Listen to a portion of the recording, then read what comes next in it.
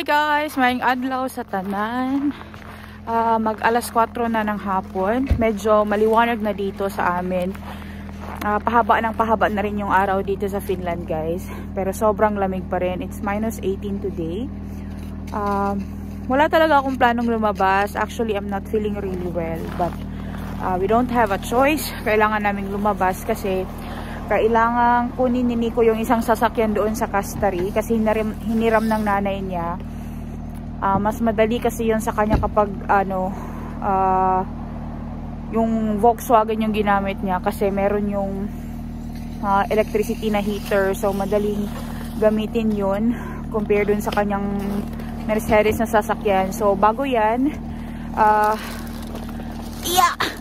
may mga dala kaming mga basura, mga damit na kailangang itapon, mga bottles na kailangang kunin yung panty yung deposit guys ba, kasi sayang man yun, yung mga bote dito is meron yang siyang pera, kaya idadaan namin yan doon sa store.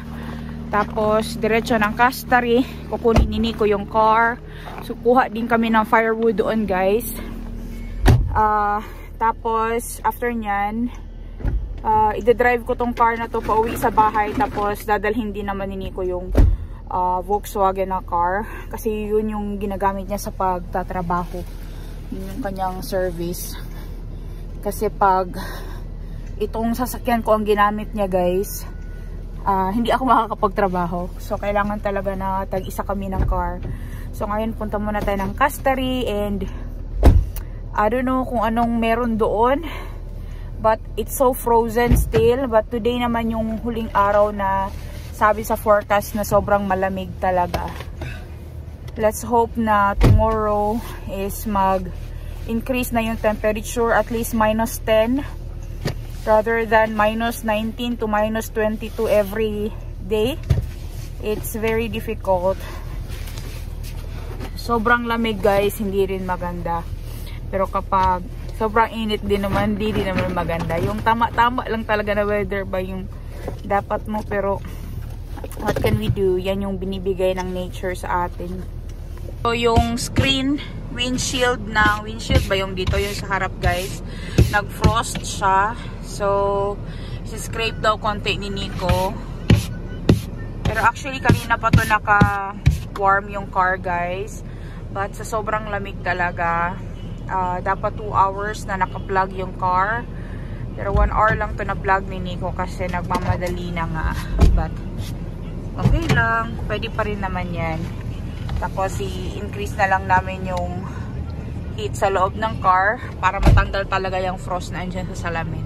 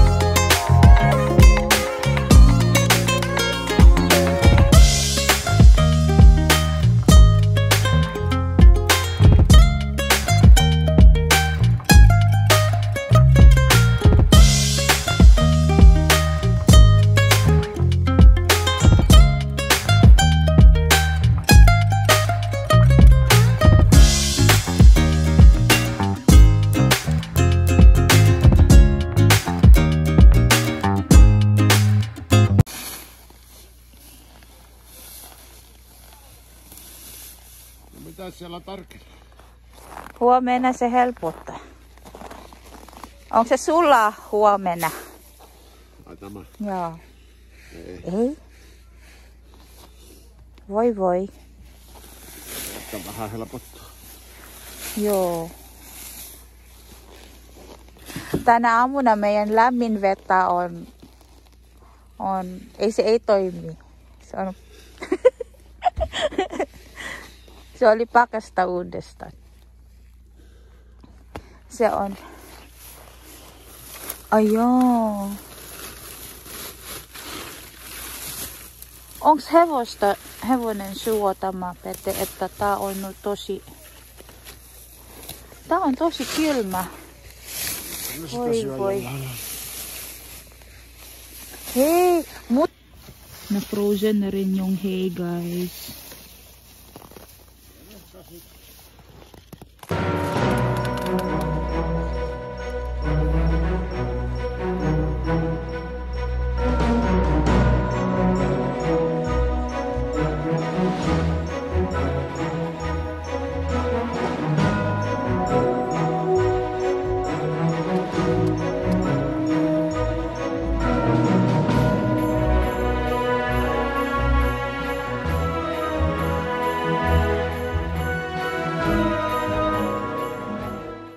Guys, dito sa stable nila, kapag gabi, yung mga horses, pinapasok nila doon sa loob ng building. Kasi nga, nagma-minus 21, minus 25, minus 30 kapag gabi. Kaya, andun sila sa loob ng stable. Hindi sila dito sa labas.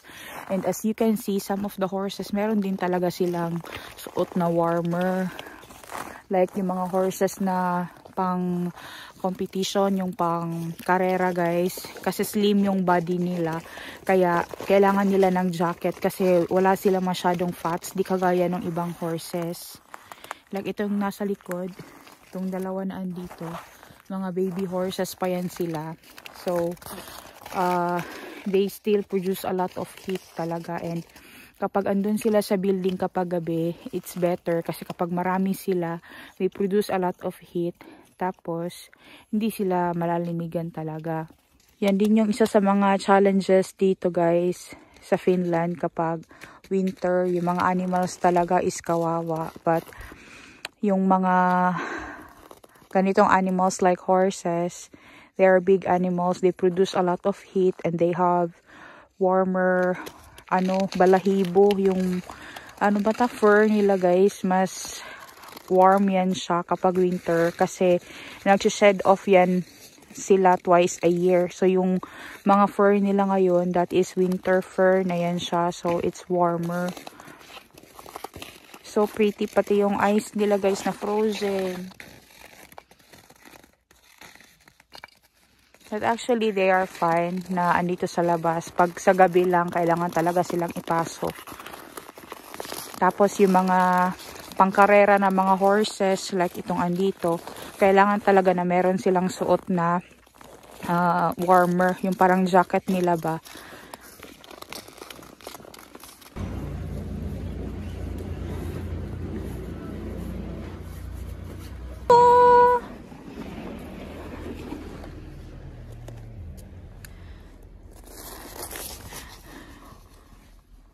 Ja sitten käyt sä kaupassa palauttaa nuo pullot ja viet nuo roskat. No voi sitten kaupassa. Eikö se ole? Sobrang lamig dito ngayon. Alam niyo ba, it's minus 25 dito ngayon. Mas malamig dito sa kanila kasi mas open itong space dito, guys. Kasi may field kasi siya. So, mas malamig. Kailan ba matatapos tong winter na to? Ayoko na yung ganito kalamig. Neo. Moy. So guys, maghihiwalay na kami ni Nico. Gagamitin niya yung isang sasakyan. Tapos magdadala din siya ng firewood extra doon sa amin. Marami pa naman kami yung firewood, but just in case, kaysa naman pupunta kami dito kung saka na kami maubusan, diba? Alam niyo ba? Napaka-harsh talaga ng weather na to this year. Last year, hindi naman ganito kalamig. Pero this year talaga sobrang lamig, guys. I just hope na matapos na itong winter na hindi talaga ganito kalamig. Kasi napakahirap talaga ng sobrang lamig din. Pag winter dito, guys, sobrang hirap din talaga kapag meron kang sasakyan. Hindi kagaya dyan sa atin sa Philippines. Dito kasi kailangan mong i-warm muna yung car mo ng maayos bago ka makaalis or bago mo siya i-drive. Kasi hindi aandar yun ng maayos or titirik yun kahit pa bago or luma yung sasakyan mo, guys. Sa sobrang lamig talaga, yung heating talaga ang kailangan na malagay doon sa car na maayos, ma-preheat mo yung car mo bago ka umalis para yung engine din is hindi siya malamig. Kaya napaka-important dito yung i-check talaga yung mga car every year. And itong car ko, guys, meron itong Katsastus this year, and I hope wala namang maging problema, kasi kung merong problema, pera na naman yun, guys. So papa-repair naman, ganun. Pero kung kaya naman ni Nico i-repair, okay lang. Pero kung hindi niya kaya i-repair, yun ang magiging problema. But I don't think so na meron, and I hope so na wala talaga, guys, kasi sobrang daming kailangang gastusin sa mga bagay-bagay, and nakakapagod, nakaka-stress din talaga kapag may mga ganon. Pero wala, yun talaga, wala naman akong choice kasi dito, since lumipat nga kami dito sa countryside, kailangan talaga ng sasakyan kasi hindi ka basta-basta makakaalis dito kapag wala kang sasakyan. Mahihirapan ako pag magtrabaho, kaya kailangan talaga meron akong sarili kong sasakyan para makaalis talaga ako. So meron akong mga damit dito, guys, na kailangan tong ilagay sa UF. Ito yung mga clothes na hindi na kasya kay Anika. So ilalagay na namin siya sa UF para magamit ng ibang tao. So andun pa si Nico, guys. Andun din yung nanay niya kasi may pinapatingnan sa sasakyan.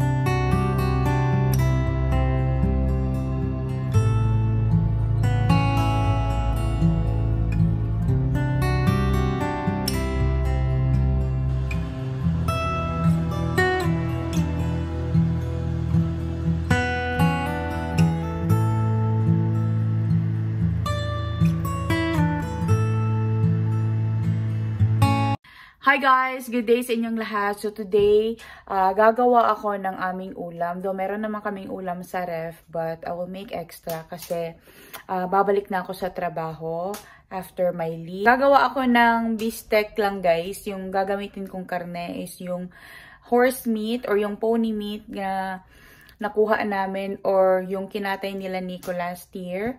Since marami pa kaming karne sa ref, yun na muna yung uunahin namin gagamitin. And hindi na muna kami bibili ng karne sa store until maubos namin yung mga karne namin dun sa freezer. Kasi this year, panibagong karne na naman yung matatanggap namin. And yun naman yung isi-save namin for the next coming winter. So, yung mga karne na andoon sa ref ngayon, yun yung itatry kong lutuin talaga.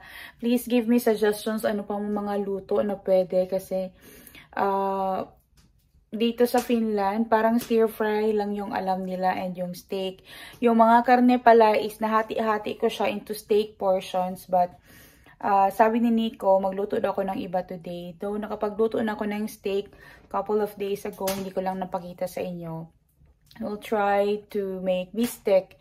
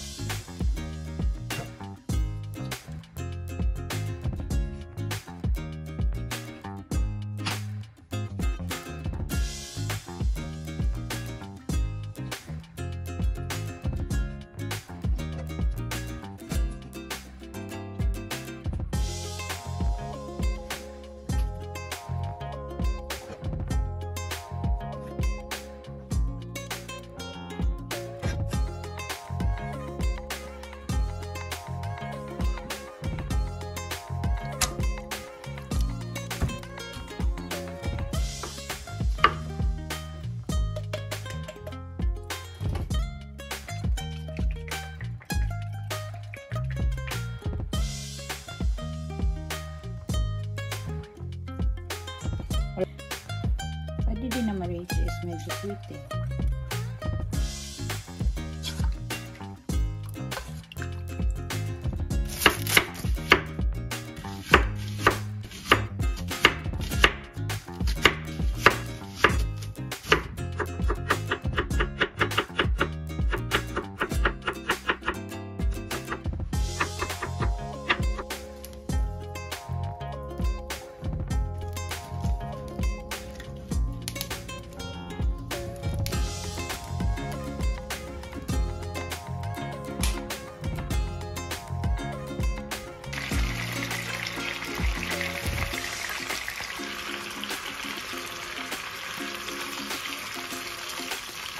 Pimo is here, guys. She's actually sleeping, but she woke up and checking here if there's food. Lumabas si Pimo, guys, galing dun sa kwarto ni Anika. Dun kasi siya natutulog kapag daytime. I'm pretty sure nandito siya kasi naaamoy niya yung niluluto ko. Sobrang napakabango din naman talaga, guys. Kahit na hindi lemon yung ginamit ko dun sa aking bistek. You want food? So stretching, kakagising lang.